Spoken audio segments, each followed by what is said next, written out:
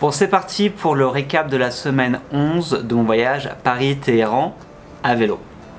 Donc alors juste pour vous dire où je suis actuellement, je suis à Thessalonique, qui est la deuxième plus grande ville de Grèce. Je suis dans un petit appartement Airbnb où je reste 2 jours pour me reposer. Et cette semaine 11, quant à elle, s'est passée quasiment intégralement en Macédoine. Je suis parti de Prizren, donc j'ai fait une demi-journée au Kosovo, donc de Prizren, où on s'était quitté la semaine dernière, jusqu'à la fin de la semaine, jusqu'à Bitola, au sud de la Macédoine. Donc sur cette semaine 11, j'ai parcouru 447 km, je crois que c'est mon record. Faut que je regarde attentivement, mais je crois que j'ai jamais fait autant de kilomètres en une semaine. Donc semaine intense. Et sur l'ensemble du voyage, nous sommes à 4286 km. C'est un petit peu bruyant la Grèce. J'espère que ça va pas trop être pénible. Donc voilà, beaucoup de kilomètres. Donc voilà, c'est cool, j'ai plutôt bien avancé et physiquement ça allait plutôt bien. Donc sur cette semaine 11, donc on est parti de Prizren pour aller jusqu'à Skopje. Donc là c'était une journée longue avec plus de 100 km. Il y avait notamment un gros col à monter dans un parc national au Kosovo. Et ensuite, ce qui était assez drôle, c'est que j'ai rencontré quasiment avant d'arriver à la frontière macédonienne, en fait j'ai rencontré un couple d'Allemands qui faisait en fait du cyclotourisme comme moi, donc un voyage à vélo sur le long terme en tandem. Donc en fait moi j'allais dans une direction, ils allaient dans une direction sur une nationale. Donc voilà, j'ai traversé, je suis allé voir, on a discuté pendant un quart d'heure.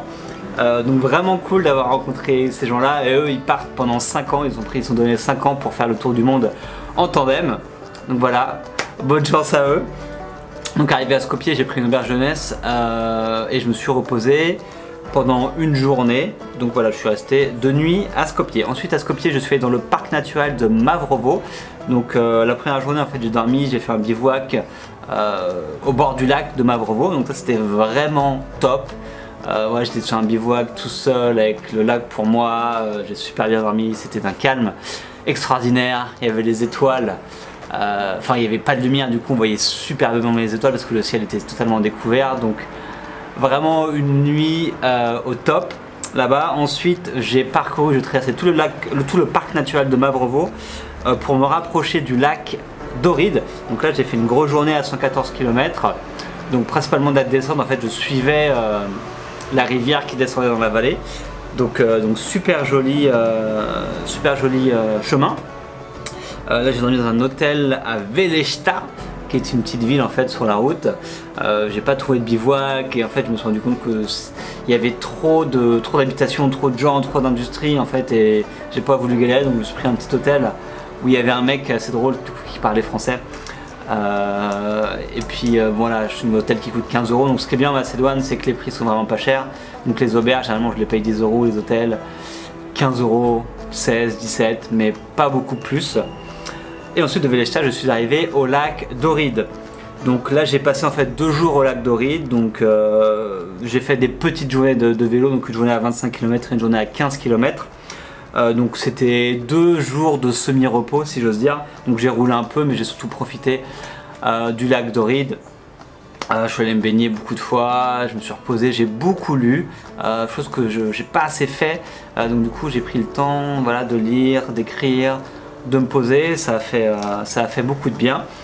Et ensuite du lac d'Ohrid, je suis allé à Bitola pour mon dernier jour. Donc là c'était une journée assez intense parce qu'en gros il faut monter un col. Je crois qu'il y avait 800-900 mètres de dénivelé positif à monter pour sortir du lac en fait de Bitola et après redescendre sur le lac de Prespa. Donc voilà, du lac d'Ohrid au lac de Prespa, donc il y avait une grosse montée et après il fallait redescendre.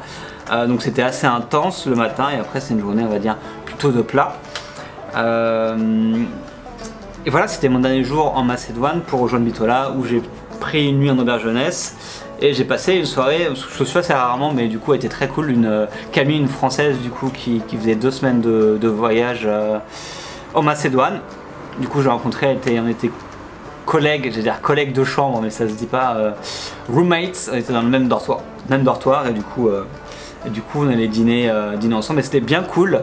Je l'ai pas fait souvent depuis le début, mais c'était bien sympa voilà, de parler français, de parler voyage durant toute une soirée. Et puis voilà, c'est tout pour cette semaine 11. Les petites choses qui se sont passées, du coup c'est déjà numéro 1, c'est que j'ai franchi la moitié de ce voyage Paris-Téhéran à vélo. En termes de kilomètres, j'ai franchi les 4000 km. Donc j'ai franchi en termes de kilomètres plus de la moitié du voyage, parce que je pense que jusqu'à Téhéran, en total, je pense pas que ça dépassera 8000 km. Donc voilà, je suis à la moitié là-dessus. Et en termes de temps, 78 jours, donc j'ai fait plus de 2 mois et demi que je roule, que j'ai quitté Paris. Donc là aussi je suis à peu près à la moitié du voyage, parce qu'il me faudra à peu près en tout 5 mois pour arriver jusqu'à Téhéran, la capitale de l'Iran. Donc ça c'est cool, je suis à la moitié du voyage, donc là j'entame voilà, la deuxième partie. Je vais pas dire que je vois le bout du tunnel, parce qu'il me reste toute la Turquie et l'Iran, donc ça va être encore beaucoup de choses à passer, mais déjà j'ai franchi un cap et ça fait du bien. Macédoine, plutôt une bonne surprise. Les villes sont plutôt sympas. Donc la ville d'Ohrid évidemment qui est historique, ville de Skopje qui est intéressante, qui a été reconstruite à suite à un tremblement de terre. Du coup tout est un peu neuf, mais du coup qui reste joli, bien aménagé. Il y avait même des pistes cyclables à Skopje. Quand je suis arrivé j'ai halluciné, ça faisait un mois que j'avais pas vu de piste cyclable depuis la Slovénie. Du coup c'était sympa d'en avoir. Et Bitola aussi, une petite ville assez cool avec toujours ces rues piétonnes au centre-ville, etc., assez mouvementées. Et puis voilà, la nature, le parc de Mavrovo, c'est vraiment magnifique. Les lacs, plein de lacs où tu peux te baigner, donc ça c'est cool, c'est assez préservé en plus. Et puis généralement l'ambiance en Macédoine est assez cool, les gens sont plutôt sympas, ils viennent te parler, sont plutôt avenants. Le coût de la vie, c'est vraiment pas cher, c'est un des pays les moins chers que j'ai fait. Voilà, Bosnie, Serbie, Kosovo, Macédoine, c'est vraiment des pays où ça coûte pas cher de vivre. Enfin, les repas, je mangeais au moins une fois par jour au resto, parce que mes plats au restaurant ça me coûtait 3 euros, 4 euros, 5 euros. Pour 5 euros j'étais le roi du monde. Enfin c'était un genre, je mangeais 3 plats quoi durant un repas. Donc ça c'était vraiment sympa, c'était agréable. Là depuis que je suis arrivé en Grèce, je sens que le prix a légèrement augmenté, donc c'est un petit peu moins drôle. Mais bon, par contre gros point négatif pour Macédoine, ce sont les déchets. Donc je l'ai évoqué un peu la semaine dernière, mais là en Macédoine c'était le pire pays en termes de détritus sur le bord de la route et des déchets de conscience écologique. Là-bas c'est inexistant, enfin franchement c'est à part dans les villes où ils font un peu gaffe. Et encore, je suis allé dans des parcs à Skopje et les gens quand même jetaient leurs détritus sur la pelouse dans les parcs en plein centre-ville. Ouais, c'est un peu malheureux, franchement. Ça m'a rappelé pas mal voilà, le Vietnam ou certains endroits d'Indonésie. Voilà, en plus quand tu traverses à vélo, en fait, tu vois tout, tu es sur le bas-côté, tu vois tous les gens qui jettent leurs déchets, et c'est juste ouf de voir ça. Et ça mine un peu le moral des fois. Je sais que c'est con, mais de voir la nature comme ça gâchée à ce point-là, ça fait un peu mal au cœur. Mais bon, ça fait partie du voyage, de découvrir ça. Et je pense que là en Grèce ça va beaucoup mieux, et beaucoup moins de déchets. Par contre je pense qu'en Turquie ça va repartir à mon avis. Mais bon, ça on verra ça dans les prochaines semaines. Et puis voilà, c'est tout. Plus de mal de fesses, hein. J'en parlais la semaine dernière, c'est terminé, j'ai ma petite crème, j'ai tout ce qu'il faut. La solitude et tout ça, c'est un petit peu passé, c'est un peu toujours présent, mais ça va mieux. Et puis voilà, en ce moment je suis beaucoup en phase de réflexion où j'ai évoqué, je lis beaucoup plus, j'écoute beaucoup plus de podcasts quand je roule. Donc des podcasts, c'est des émissions radio, donc comme je le fais moi sur Traverser la frontière.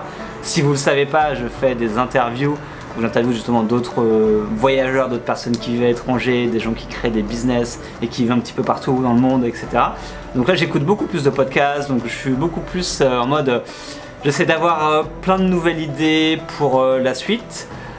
Du coup j'ai un peu le cerveau en évolution où je marque beaucoup de choses, j'écris pas mal et ça fait du bien, donc c'est une période qui est intéressante. Et puis là du coup j'arrive en Grèce, donc Grèce on retrouve un petit peu les niveaux de vie européens. J'ai retrouvé la mer hier, du coup je suis arrivé à Thessalonique qui est au bord de la mer. Là pendant les prochains jours je vais aussi longer la mer Méditerranée, donc ça devrait être plutôt cool avant d'aller en Turquie. Donc la semaine prochaine on sera, je sais pas encore si on sera en Grèce ou en Turquie, on verra. Mais en tout cas, on se retrouve ensemble la semaine prochaine. Ciao!